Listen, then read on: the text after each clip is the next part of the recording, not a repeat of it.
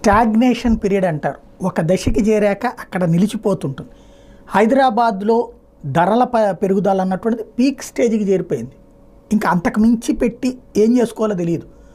అందరూ అమ్మడానికి సిద్ధంగా ఉన్నారు, కానీ కొనడానికి సిద్ధంగా లేరు జనం. ఎందుకంటే జనం దగ్గర ఆర్థిక స్తోమత ఆ స్థాయికి ఉండాలి కదా. అక్కడ ఉన్న రియల్ ఎస్టేట్ వ్యాపారంలో కీలకమైనటువంటిది అదే. అక్కడ 30 లక్షలకో 40 లక్షలకో దొరికేదేమీ లేదు. ఈవెన్ దాన్ని ఏమంటారు, మన బస్తీలలో కూడా కోట్ల రూపాయలకి చేరినటువంటి సందర్భం. ఇంకా అంతకు మించి వెళ్ళే పరిస్థితి లేదు. కాబట్టి ఏదో ఒక టెంపర్ రావాలి. అట్లాంటి రియల్ ఎస్టేట్ వాళ్ళందరూ కూడా చంద్రబాబు ఓడాలని కోరుకుంటున్నారు. చంద్రబాబు నాయుడు ఆంధ్రప్రదేశ్లో ఓడితే కమ్మ సామాజిక వర్గానికి సంబంధించిన వాళ్ళందరూ పెట్టుబడులు అక్కడ పెడతారు. 2019లో స్టాగ్నేట్ అయినటువంటి దశలో చంద్రబాబు ఇక్కడ ఓడటంతో చాలామంది తీసుకెళ్ళి అక్కడ పెట్టుబడులు పెట్టారు.